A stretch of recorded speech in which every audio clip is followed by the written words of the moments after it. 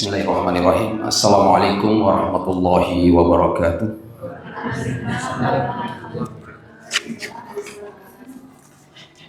Innal hamdalillahi rabbil alamin nahmaduhu wa nasta'inuhu wa nastaghfiruh wa na'udzu billahi min syururi anfusina wa sayyiati a'malina innahu may yahdihillahu fala mudilla lahu wa may yudlilhu fala hadiyalah. Asyhadu an la ilaha illallah wahdahu la syarika lah yaqulul haqqa wa huwa yahdis sabil wa asyhadu anna sayyidana Muhammadan abdullahi wa rasuluhu ballaghar risalah wa addal amanah wa nasahal ummah wa kashafallahu bihil gummah wa jahada fi sabili rabbih hatta atahul yakin. Bapak Ibu yang berbahagia yang dimuliakan oleh Allah Subhanahu wa taala, syukur alhamdulillah selalu kita panjatkan atas nikmat-nikmat yang telah Allah Subhanahu wa taala karuniakan, baik itu nikmat iman maupun nikmat Islam, kesempatan, kesehatan dan nikmat-nikmat yang lainnya. Mudah-mudahan Bapak Ibu sekalian kita selalu istiqomah menjalankan perintah Allah Subhanahu wa taala dengan baik, karena dengan itulah bisa mendatangkan kasih sayang Allah Subhanahu wa taala kepada kita yang pada akhirnya akan membuahkan hasil, yaitu mendapatkan surga Allah Subhanahu wa taala. Kemudian salawat serta salam selalu pula kita hanturkan kepada Rasulullah sallallahu alaihi wasallam, suri tauladan kita sebagai selaku seorang muslim dan bahkan panutan untuk seluruh manusia. Mudah-mudahan kita khususnya yang berada di masjid yang mulia ini selalu kita menjalankan sunnah-sunnah yang telah diajarkan oleh Rasul kita Muhammad SAW. Bapak Ibu yang berbahagia, alhamdulillah malam ini insya Allah kita masuk pada kajian kitab Tauhid, yang mana kita sudah masuk pada tema bab minasyirki lubsul halaqah wal khayti wa nahwihima li raf'il bala'i aw daf'ihi.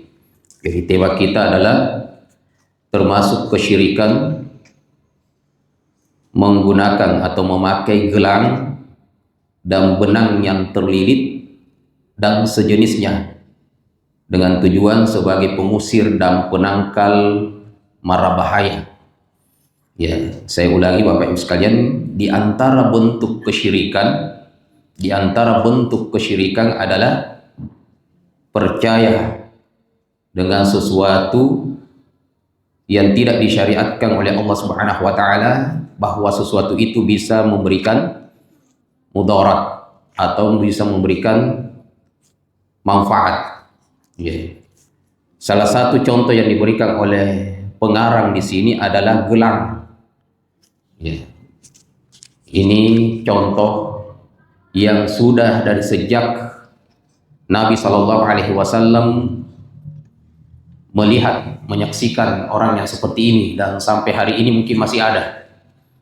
Jadi ada gelang, ada juga benang yang dililitkan kepada anak. Biasanya ada yang dikalungkan, ada yang digelangkan, ada yang disimpan di pinggangnya. Iya, itu biasa anak yang baru lahir sampai di usia mumayyiz, di umur balita mungkin sampai 5 tahun. Bahkan saya pernah menemukan sudah masuk SMP masih ada benang yang dililit di pinggangnya. Iya. Bagaimana hukumnya yang seperti itu Bapak Ibu sekalian? Itu tidak boleh. Ya, salah satu bentuk kesyirikan. Bisa masuk kepada syirik besar maupun syirik kecil. Ya. Kalau dipercayai bahwa sesuatu tersebut bisa memberikan pengaruh kepada sang anak itu, menolak bala, mengusir bahaya, atau mendatangkan manfaat, maka ini masuk kepada syirik besar. Yang kedua, bisa masuk kepada syirik kecil, lebih rendah di bawahnya, kalau orang yang menggantungkan sesuatu tersebut kepada anaknya itu dengan keyakinan tetap kepada Allah, tetapi menjadikan barang itu sebagai sebab. Artinya dia jadikan sebab, pengaruhnya bukan di situ, tapi tetap Allah. Nah ini tetap syirik, syirik kecil. Kenapa? Karena tidak ada syariatnya, tidak ada diajarkan dalam Al-Quran maupun dalam hadis. Tapi kalau dipercayai bahwa memang benda itu yang memberikan pengaruh, bisa mendatangkan manfaat atau menolak bahaya, mengusir kejahatan, maka ini masuk kepada syirik besar. Ya. Bapak Ibu yang dimuliakan oleh Allah Subhanahu wa taala, dan tema ini adalah masih bagian kelanjutan daripada tema kita sebelumnya, yang dimana sebelumnya adalah tafsir la ilaha illallah. Ya. Jadi ini adalah bagian daripada makna ucapan kita la ilaha illallah. Tiada Tuhan yang berhak disembah kecuali hanya kepada Allah. Olehnya itu, kalau tidak ada yang kita sembah selain daripada Allah Subhanahu wa taala, maka yang demikian yang kita sebutkan tadi itu pun kita tidak boleh percaya kepadanya. Iya. Baik. Kemudian ulama kita mengatakan bahwa pada keadaan ini manusia terbagi tiga, dan satu di antara tiga itu ada yang benar, dua yang keliru. Ya. Satu di antara yang tiga ini, satu yang benar dan dua yang salah. Yang pertama adalah terkait dengan mengambil sebab. Jadi mengambil sebab, kan ada yang menjadikan tadi gelang atau lilitan benang itu hanya sebagai sebab. Ya. Tetap Allah yang memberikan, menolak, mengusir, atau memberikan bahaya dan memberikan mudarat, manfaat, dan seterusnya. Tetapi ini hanya sebagai untuk mengambil sebab, sebagai usaha saja. Ya, sebagai usaha saja. Maka dalam hal mengambil sebab atau sebagai usaha itu manusia terbagi tiga. Yang pertama adalah ada yang betul-betul mengingkari sebab atau usaha. Ya. Dan ini termasuk dalam firqah Jabariyah. Ada namanya firqah, kelompok Jabariyah, bahwa segala sesuatu yang terjadi kepada kita itu sudah ditentukan dan kita tinggal memerangkan, tinggal melakukan saja. Kita tidak punya kemampuan. Nah ini kelompok Jabariyah. Benar atau tidak itu? Benar nggak seperti itu seharusnya? Ini tidak benar. Ini adalah pemikiran yang keliru. Ya. Bahwa apapun yang terjadi kepada kita, dalam keyakinannya bahwa kita itu terpaksa melakukannya. Kita tidak punya kemampuan. Jadi sekarang ini kan kita ciptaan Allah. Maka katanya apapun yang kita lakukan itu adalah ciptaan Allah. Maka manusia itu tidak punya kemampuan. Maka kalau ada orang sakit, kalau Allah menghendaki dia akan sembuh tanpa harus berobat. Tanpa harus berobat. Ya. Jadi tidak perlu itu berobat. Kalau orang sakit dia akan sembuh sendiri tanpa harus berobat. Dan kalau memang dia tidak akan sembuh walaupun berobat, juga dia tidak akan sembuh. Jadi tidak mengambil sebab bahwa saya berobat sebagai sebab untuk sembuh.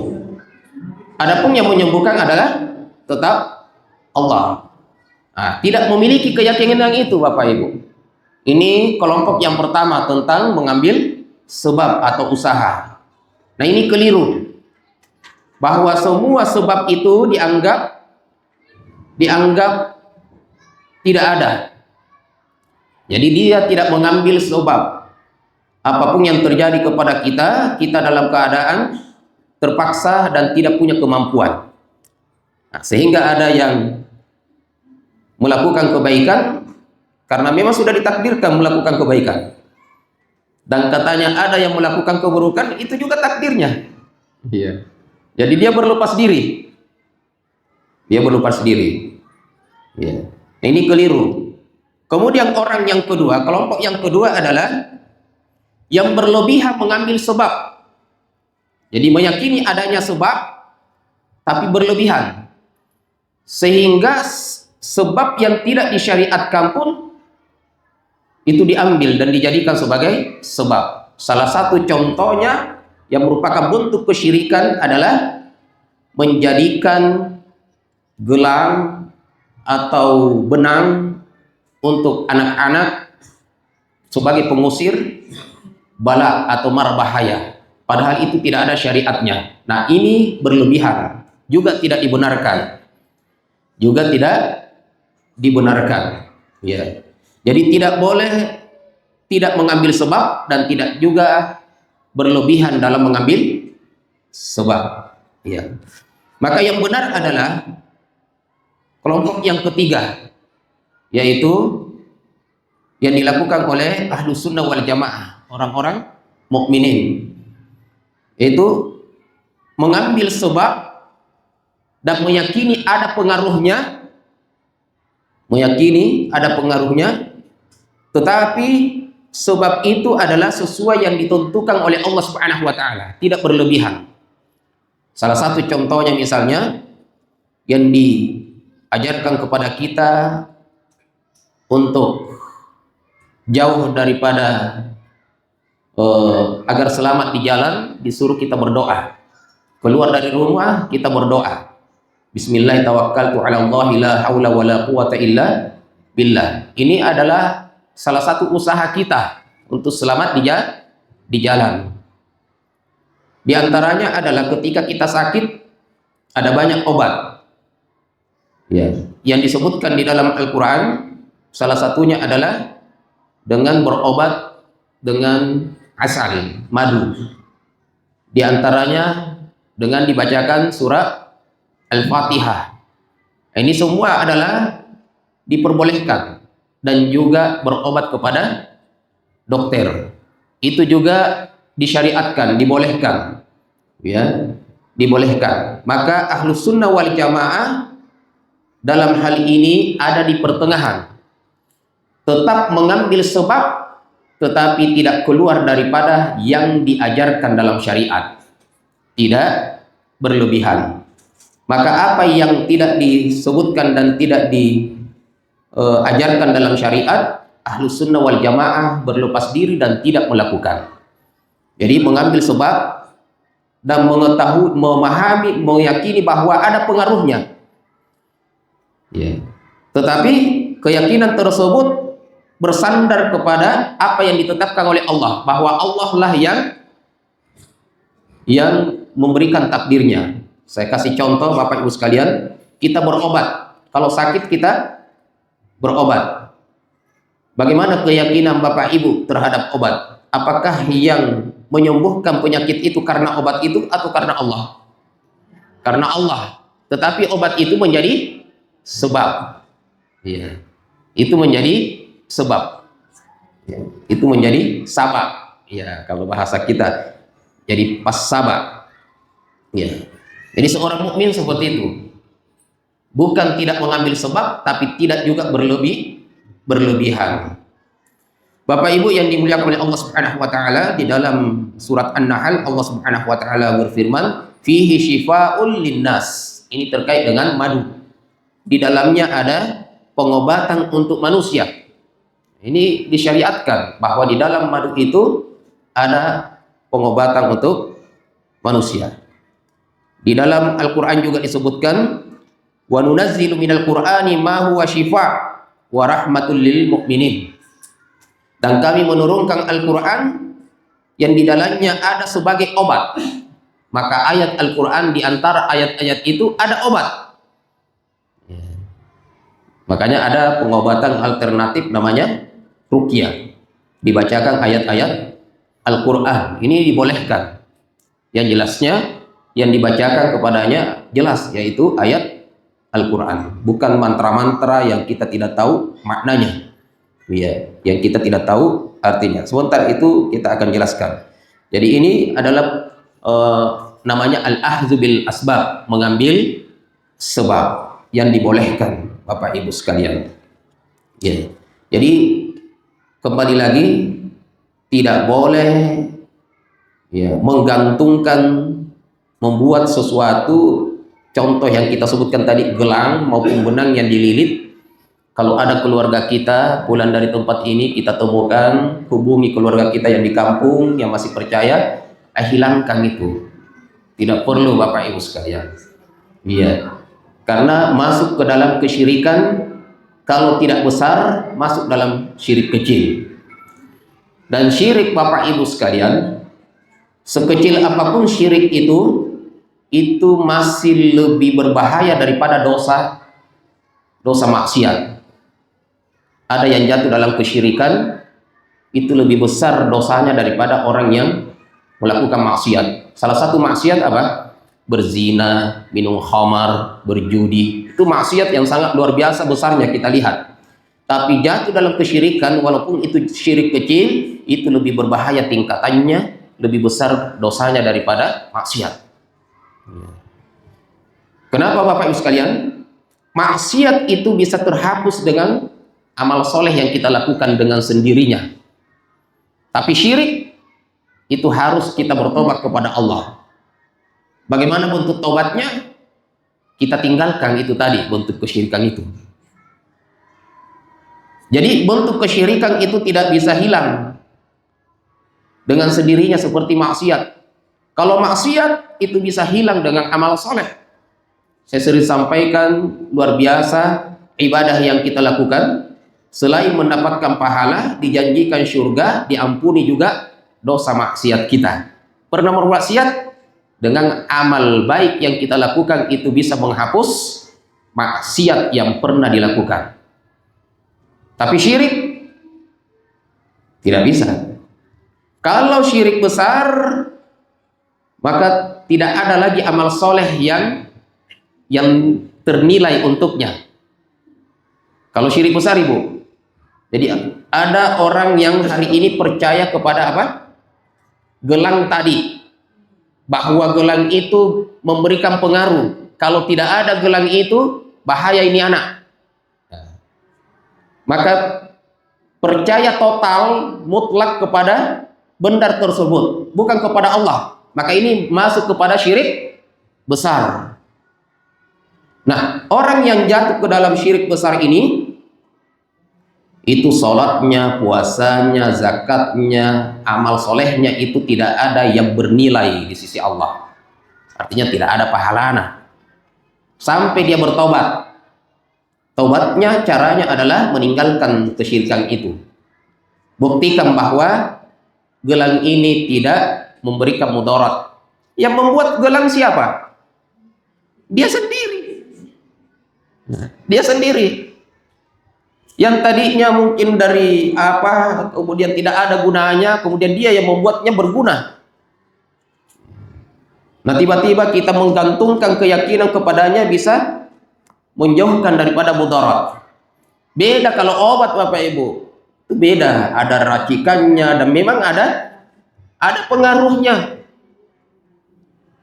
Ada pengaruhnya. Ketika sakit kepala kemudian minum obat, itu terasa sembuh sedikit demi sedikit. Yang kedua, kita tidak boleh juga percaya bahwa obat inilah yang menyembuhkan. Tetapi ini adalah wasilah yang Allah jadikan untuk kita. Ini adalah sebab yang Allah ciptakan untuk kita sembuh dari penyakit kita. Tapi yang menyembuhkan adalah tetap Allah. Jadi Ahlus Sunnah seperti itu.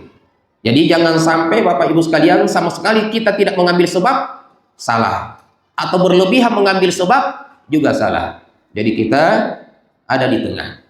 Nah, adapun syirik kecil, kalaupun dia menjadikan gelang itu misalnya, atau lilitan benang yang dililitkan kepada tangan atau leher atau apanya, pinggangnya sang anak, ya, sebagai sebab saja, tapi Allah yang apa? Tetap Allah yang memberikan manfaat atau yang melindungi sang anak, itu masuk ke dalam syirik kecil karena tidak ada syariatnya seperti itu. Nah, kalau syirik kecil itu masih tetap muslim. Masih tetap muslim. Artinya ibadahnya tetap diterima, salatnya tadi diterima, puasanya masih diterima, tetapi dosanya sangat besar. Tetap dosanya sangat besar, lebih besar daripada maksiat.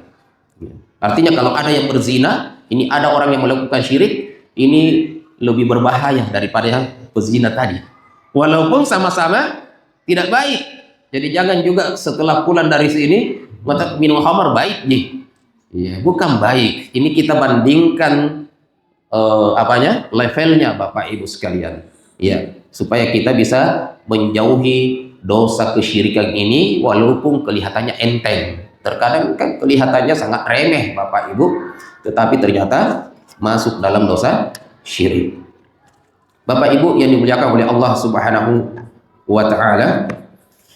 Kemudian Allah Subhanahu wa taala berfirman di dalam surat Az-Zumar ayat 38. Ya, ada yang punya buku ini Bapak Ibu? Ya, saya akan berpatokan ke buku ini.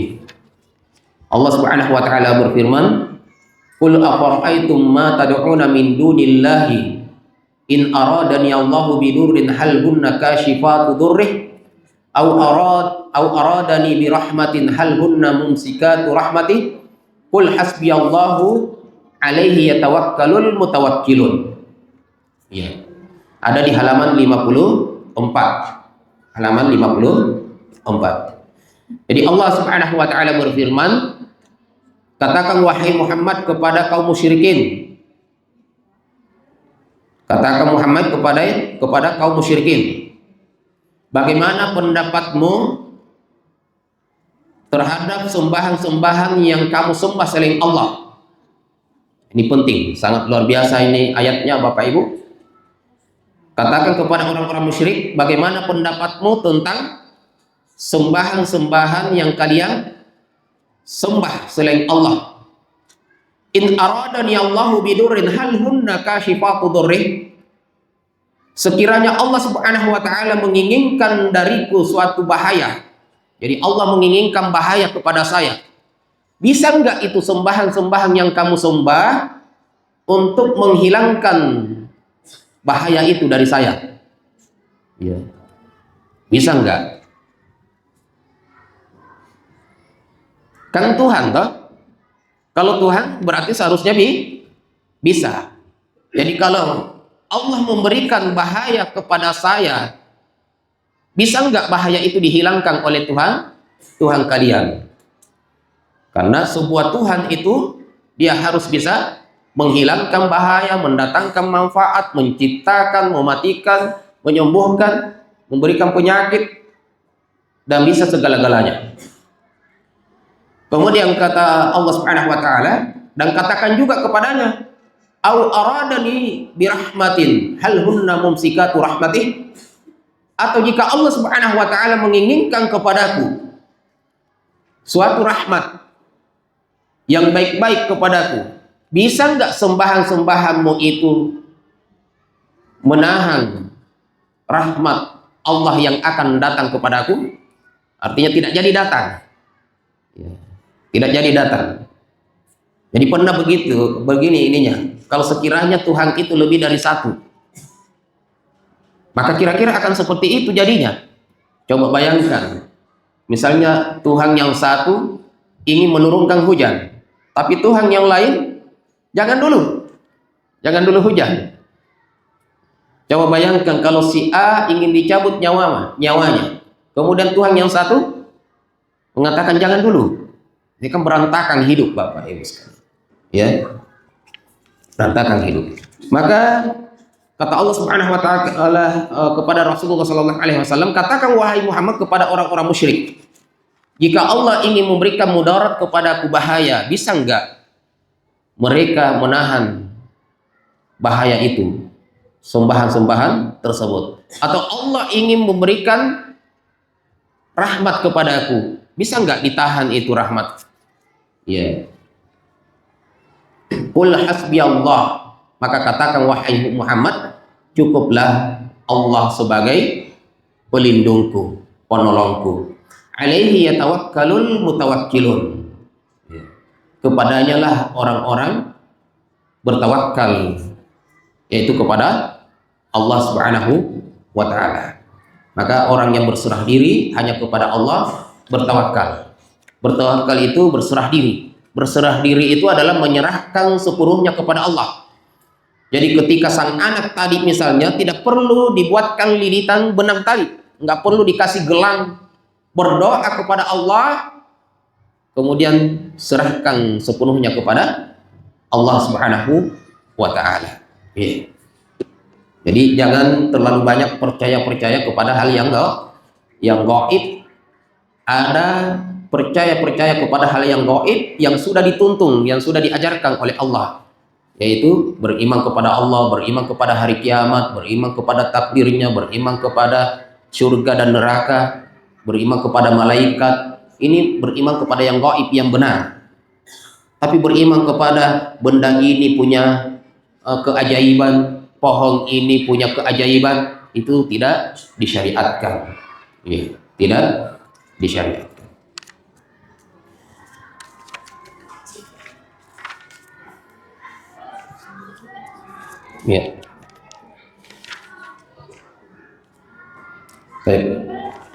Kemudian dalam sebuah hadis an Imran bin Husain radhiyallahu an, anna Nabiy sallallahu alaihi wasallam ra'a rajulan, ada di halaman 55, ra'a rajulan fi yadihi halaqah min sufrin.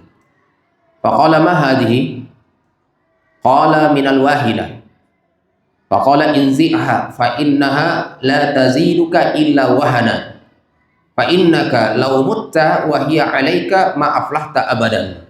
Ya, hadis yang diriwayatkan oleh Imam Ahmad dengan sanad la ba'sa bihi. Artinya bisa dipakai hadis ini dari Imran bin Husain radhiyallahu an, bahwa Nabi sallallahu alaihi wasallam melihat seorang laki-laki yang di tangannya ada halaqah min sufrin, ada gelang yang terbuat dari kuningan.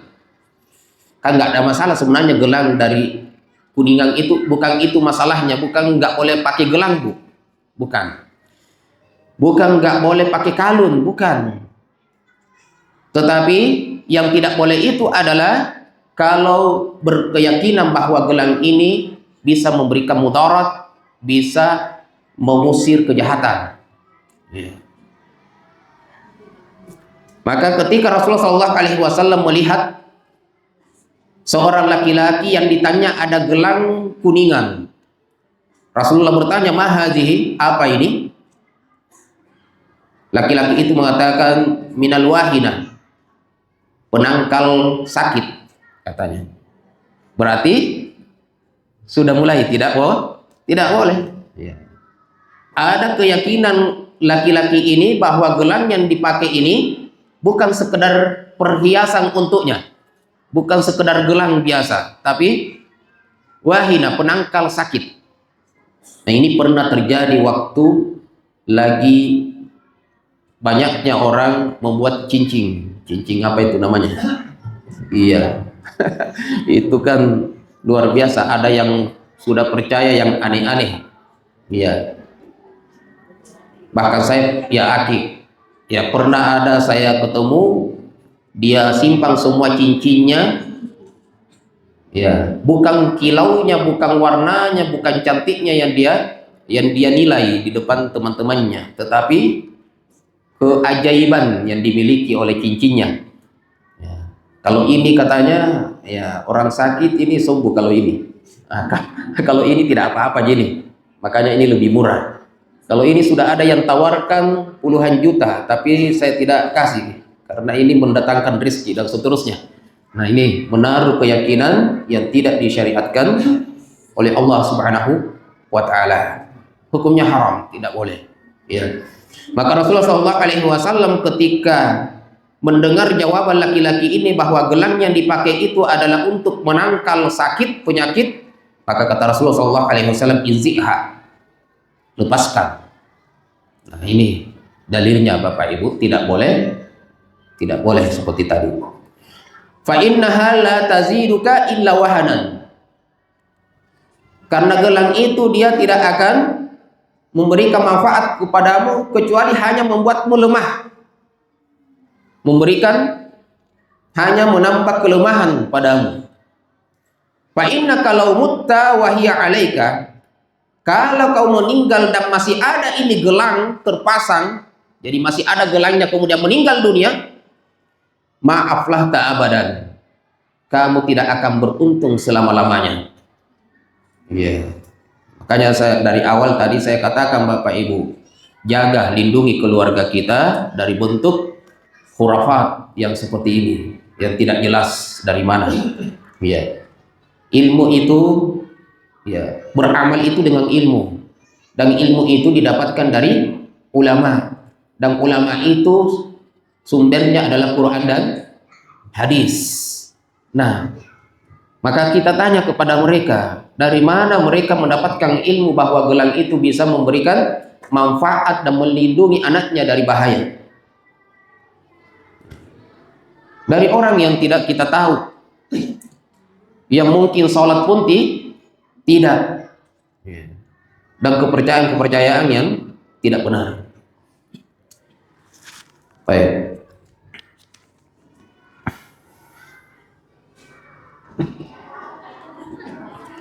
Maka bertawakal hanya kepada Allah. Wa may yattaqillaha yaj'al lahu makhraja. Siapa yang bertawakal kepada Allah, maka Allah akan memberikan jalan keluar baginya.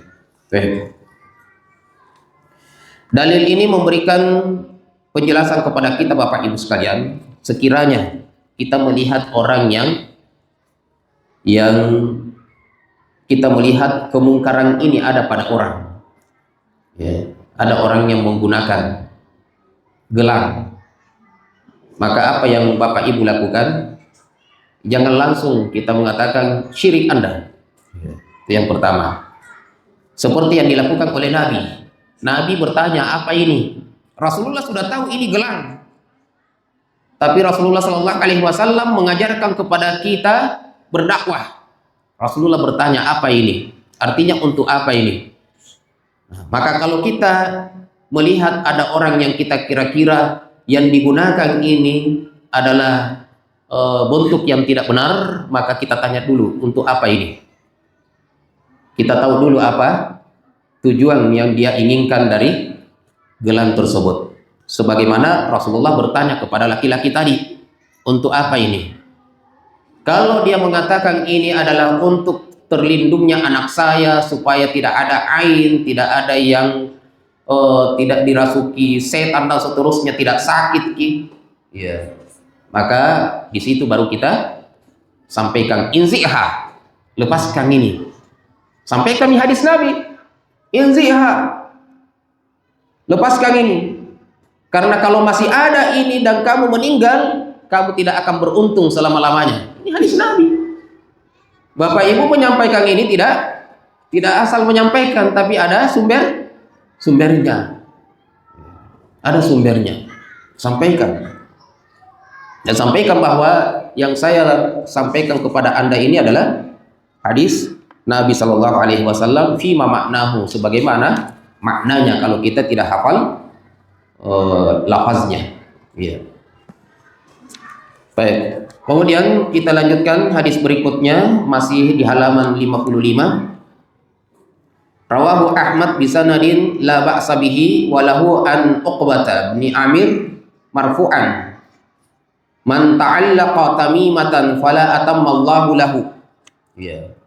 Siapa yang menggantungkan tamimah, digantungkan di leher anaknya, tamimah yang digantungkan di leher, ya, itu namanya tamimah yang digantungkan di leher. Man ta'allaqa tamimatan fala atammallahu lahu, maka semoga Allah tidak memenuhi keinginan-keinginannya. Jadi Rasulullah Shallallahu Alaihi Wasallam doakan orang yang menggantungkan tamimah itu di leher anaknya, Rasulullah doakan supaya tidak tercapai keinginannya. Ya. Nggak usah. Kenapa? Dia menggantungkan di lehernya itu tamimah tadi dengan ingin apa? Ingin anaknya begini, ingin anaknya begini, ingin agaknya ini. Maka sebenarnya Rasulullah mendoakan ini untuk kebaikan. Karena apa yang dia inginkan tersebut adalah bentuk kesyirikan. Maka Rasulullah mendoakan supaya tidak usah terkabulkan doa itu karena dia meminta bukan kepada Allah. Ya, bukan kepada Allah. Fala atammallahu lahu. Semoga Allah tidak memberikan dan memenuhi keinginannya. Wa man ta'allaqa wada'atan fala wada'allahu lahu. Dan barang siapa yang meletakkan wada'ah itu jimat. Barang siapa yang menggantungkan jimat di badan anaknya, fala wada'allahu lahu, maka semoga Allah tidak memberikan ketenangan padanya. Jadi itu mungkin sudah ada mi jimatnya, ada mi gelangnya, ada mi embeknya. Kenapa ini masih sering panas? Ya karena memang Rasulullah doakan orang-orang yang menggunakan ini tidak akan pernah tenang dan keinginannya tidak akan ada yang tercapai. Tidak akan ada yang tercapai. Ya. Karena keinginannya tidak ada keinginan yang benar. Dalam riwayat man ta'allaqa tamimatan faqad asyraka, dan siapa yang menggantungkan tamimah pada leher anaknya faqad asyraka, maka sungguh dia telah melakukan kesyirikan. Allah Subhanahu wa taala berfirman, "Wa ma yu'minu aktsaruhum billahi illa wa hum musyrikun." Sebagian besar di antara mereka beriman, tapi banyak berbuat syirik. Nah, maka oleh ulama kita melalui hadis ini menyebutkan bahwa masih disebutkan sebagai orang yang beriman. Artinya ini adalah syirik kecil. Kapan itu? Ketika masih percaya bahwa Allah yang memberikan dan ini hanya sebab. Tetapi kalau seperti tadi dia percaya sepenuhnya dan lupa akan Allah Subhanahu wa taala, maka dia jatuh kepada syirik besar. Ya.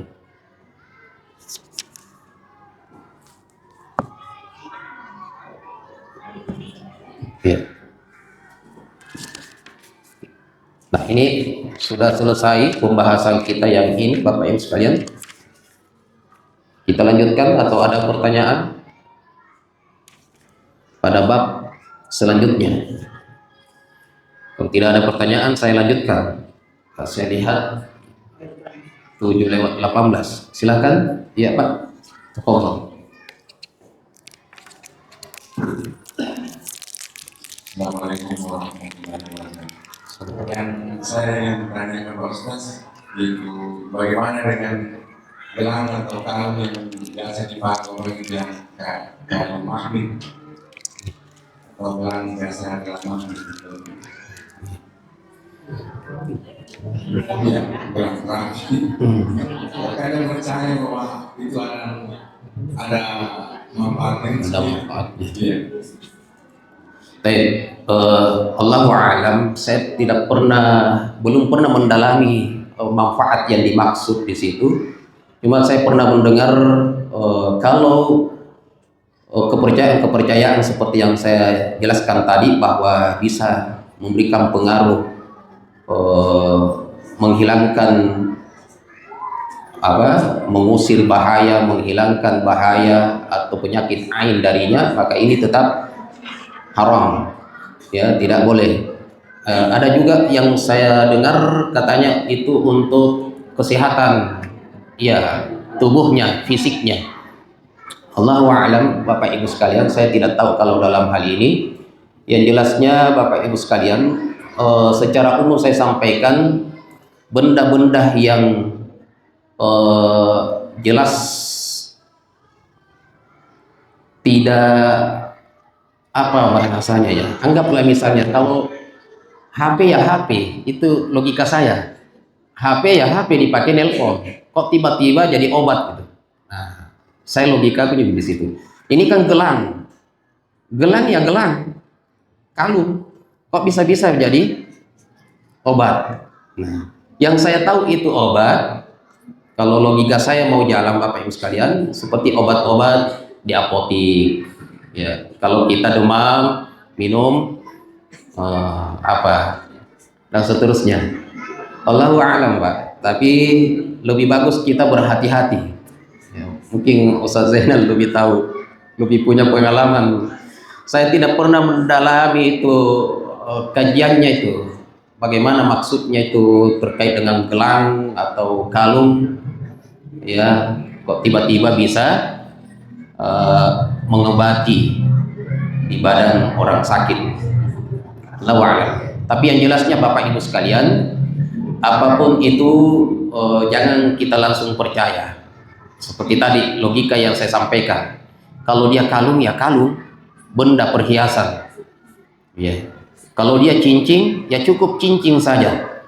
Kalau mau Bapak Ibu sekalian berobat yang benar-benar jelas obat, datang ke dokter, minta obat resepnya. Karena masuk dalam ranahnya syubhat yang seperti itu. Itu masuk dalam syubhat. Syubhat itu dalam hadis dikatakan wa man waqa'a fi syubhati waqa'a fil haram. Siapa yang jatuh dalam syubhat, maka dia sudah jatuh hakikatnya ke dalam keharaman. Jadi yang syubhat itu artinya adalah yang samar-samar kita tidak tahu pasti ini. Mungkin yang memberikan kemudian di situ lafaz Allah lagi, saya tidak sesuai itu. Ada topi ada lafaz Allah, kemudian ada kalung ada lafaz Allah, ada cincin lafaz Allah. Justru ini tidak boleh. Kenapa? Ini kalau dibawa ke WC, cincin, kalungnya, ini haram, tidak boleh. Lafaz Allah masuk ke WC. Ada di topi Allah, kemudian ada yang lempar-lempar, jatuh. Maka ini ada istihza, pelecehan terhadap lafzul jalalah tadi. Maka yang hal-hal yang seperti ini Bapak Ibu sekalian, kita yang biasa-biasa saja. Jangan kita terlalu berlebihan. Oh, saya semakin cintanya kepada Allah, saya tulis di topi saya Allah. Bukan itu bentuk cinta. Ya. Semakin cintanya kepada Rasulullah, sampai di kalungnya pun dia tuliskan Muhammad. Bukan seperti itu. Lalu ternyata orangnya tidak sholat, sholatnya pun tidak di masjid, akhlaknya juga tidak baik. Maka Bapak Ibu sekalian, bentuk kecintaan kita kepada Allah dan Rasulnya dengan menjalankan syariatnya. Iya, saya kira begitu, Pak. Saya Allahu a'lam, tawakuf saja. Jangan sampai saya jawab juga mutlak tidak boleh, dan ternyata ada ininya. Yang jelasnya saya anggap itu syubhat, lebih bagus ditinggalkan. Ya, kalau mau berobat Bapak Ibu, berobat yang jelas-jelas saja. Iya, ke apotik. Minum madu. Iya, minum madu. Itu Mi, ya. Oh gitu.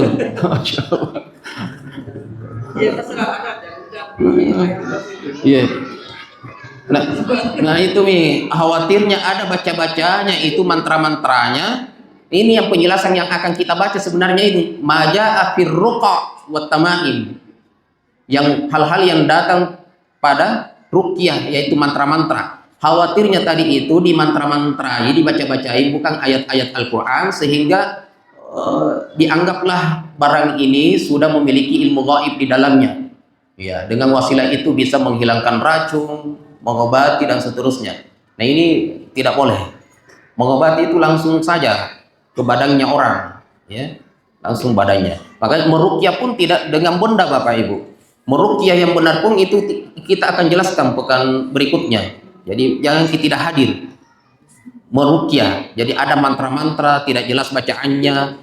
Yang benar itu adalah bacaan Al-Quran dan langsung kepada pasiennya, bukan melalui benda, kemudian benda itu kemudian dipakai. Ya, itu masuk juga jimat. Ini kan kalau ini kan bisa masuk ke dalam jimat ini. Kalau kalunnya itu dipakai dengan keyakinan bisa mengobati. Saya khawatir hilang tawakalnya kepada Allah. Dia akan beriktimat, bersandar kepada kalunnya, bahwa inilah yang bisa mengobati saya kemana-mana, melindungi saya. Sehingga ada sebagian ulama ruqyah itu pun sebaiknya jangan, karena itu menghilangkan tawakalnya kepada Allah Subhanahu wa taala. Insyaallah kita akan jelaskan lebih panjang nanti pertemuan berikutnya. Wallahu a'lam. Cukup Bapak Ibu sekalian? Kita tutup. Iya. Kalau tadi itu gimana sih? Saya sebenarnya setuju sama Ustadz, karena saya pernah baca juga tentang hal seperti itu. Kalau tidak salah, seingat saya ada 2 atau 3 hal orang bisa mengambil sebab. Yang pertama, dia sesuai Al-Quran dan Sunnah. Jadi walaupun tidak masuk logika kata, tapi kalau ada dalilnya, maka itu bisa diambil sebagai pengambil sebab. Contohnya misalnya, Rasulullah mengatakan, obatilah orang sakitmu dengan bersedekah.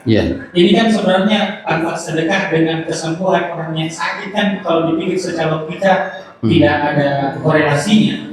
Tapi ada dalilnya, maka itu diperbolehkan. Atau misalnya dari Zam-Zam dengan segala keberkahannya, madu dan yang lainnya, maka ini dibolehkan. Yang kedua adalah hal tersebut sudah melalui penelitian yang dalam atau penelitian seorang profesional. Misalnya kayak obat-obatan, obat ini misalnya untuk sakit gigi, obat ini untuk sakit kepala, itu sudah melalui penelitian medis. Adapun kalau kayak kalung magnet, ini juga saya walau ini yang digembor-gemborkan itu manfaatnya, tapi ternyata setelah lama-kelamaan MLM-nya yang lebih bisnis. Karena sebenarnya kalung seperti itu dijual dengan berjuta, 5 juta, ya kan? 7 juta, ada cuma kecil sekali begini, sama yang kita bilang ditambah embel-embel lapas Allah di situ, itu sudah dijual sampai 4 juta, 5 juta.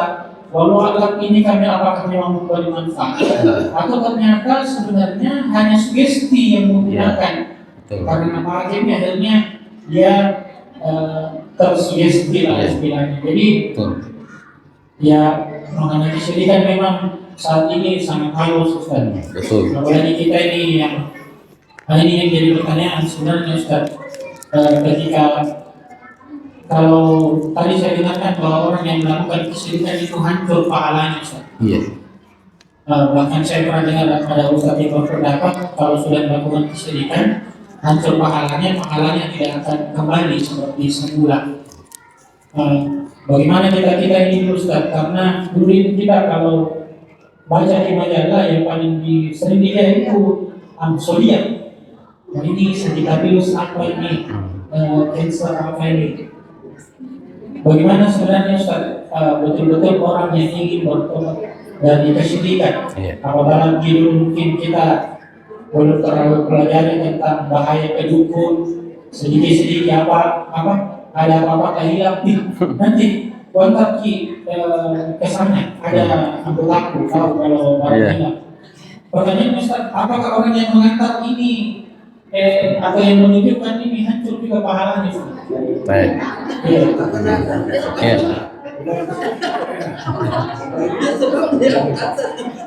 Baik, saya langsung jawab Bapak Ibu sekalian. Yang pertama adalah yang ditanyakan percaya dengan dukun, ya. Kemudian bagaimana pahala orang yang melakukan kesyirikan dan bagaimana bertaubat. Percaya kepada dukunnya, yang percaya, yang mengantarnya, semua yang bekerja sama dengan perdukungan tadi itu sama-sama ya jatuh dalam kesesatan tersebut, maka semuanya harus bertobat. Orang yang sudah jatuh dalam kesyirikan dan itu adalah syirik besar, maka pahalanya gugur semuanya selama sebelum dia melakukan kesyirikan, selama dia berada dalam kesyirikan itu sampai dia bertobat. Nah, kemudian bagaimana caranya bertobat? Yang pertama adalah meninggalkan kesyirikan itu. Meninggalkan kesyirikan. Yang kedua adalah menyadari perbuatannya, mengakui kesalahannya. Yang ketiga adalah kembali memperbaiki diri, beramal soleh. Kalau tiga syarat ini tidak terpenuhi taubatnya, maka taubatnya tidak memenuhi syarat diterima. Karena ini adalah syarat. Syarat itu adalah sesuatu yang ada. Kalau syarat itu tidak terpenuhi, maka tidak dianggap, tidak diterima. Pertama, harus meninggalkan kesyirikan itu. Kalau ada yang mengatakan saya bertobat tapi masih syirik, tentu dia tidak diterima tobatnya. Yang kedua adalah menyesali perbuatannya, bukan bangga. Tidak membanggakan diri, harus menyesali. Karena perbuatan jahat itu harus diakui dan disesali, bukan dibangga-banggakan. Kalau dibanggakan kan ada kesan senang dengan perbuatan itu kalau bangga, berarti ridho dengan perbuatan itu. Maka setelah kita bertobat, Bapak Ibu sekalian, kita harus menyadari dan menyesali perbuatan itu. Yang ketiga adalah beramal soleh setelah itu.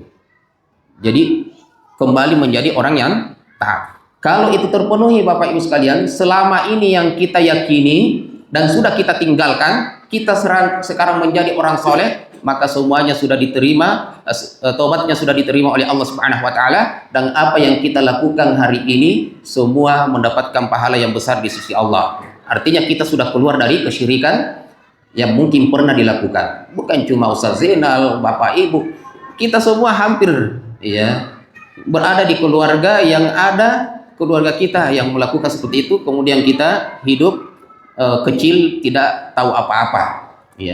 Saya juga pernah juga yang gelang itu juga pernah. Setelah kita tahu, kita yakini bahwa itu tidak baik, maka kita bertobat kepada Allah untuk tidak lagi melakukan itu. Saya kira begitu Bapak Ibu sekalian. Insya Allah jangan takut Bapak Ibu. Semua yang jelasnya pada hari ini saya sampaikan kepada Bapak Ibu sekalian, jangan lagi percaya yang seperti itu. Kita betul-betul lakukan 3 syarat tadi, maka sekecil apapun kesalahan atau dosa syirik kita selama ini, insya Allah pada malam hari ini itu akan diampuni oleh Allah Subhanahu wa taala. Saya ulangi Pak ya sebelum saya tutup. Apa yang pertama? Tinggalkan dosa itu. Yang kedua, sadari dan sesali. Yang ketiga, beramal soleh setelah itu. Jangan kita membandel, tapi sholat ki, puasa ki. Jangan menjadi orang yang tidak sholat, tidak puasa. Barakallahu fikum wa jazakumullahu khairan.